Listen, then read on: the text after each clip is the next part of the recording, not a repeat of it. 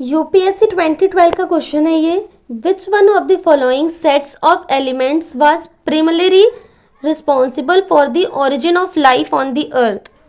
तो ऐसा कौन सा एलिमेंट है जो प्राइमरली रिस्पॉन्सिबल था origin of life on the earth. So the correct option is carbon, hydrogen and nitrogen, not oxygen.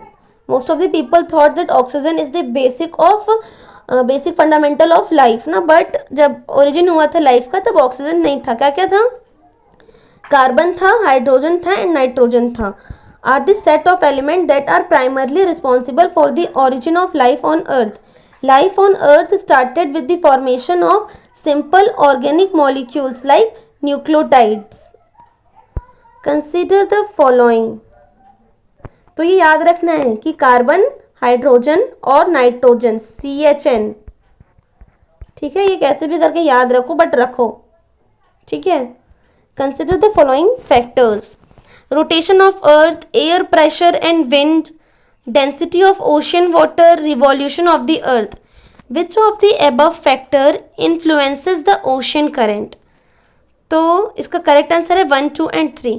अब रिवॉल्यूशन क्यों नहीं इफेक्ट कर रहा है? क्योंकि रिवॉल्यूशन बेसिकली हमारा सीजन्स में इफेक्ट करता है, लेकिन जब रोटेशन हो रहा है तो जब सन मून का डिस्टेंस जो है वो पास होगा, या फिर रोटेशन में क्या होता है, टाइड्स जो है ना वो इफेक्ट होती है, लॉन्ग टाइड, शॉर्ट टाइड, ये सब हम पढ़ेंगे जब आप ज्योग्राफी, फिजिकल ज्योग्राफी पढ़ोगे ना, तो ये सारी चीज़ें डिस्कस होंगी।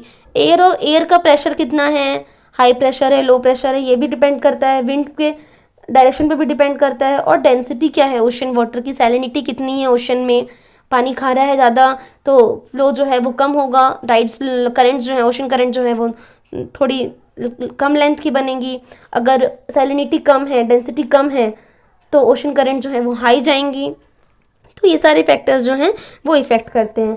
Factor which influences the ocean current are rotation of the Earth, air pressure and wind and density of ocean water.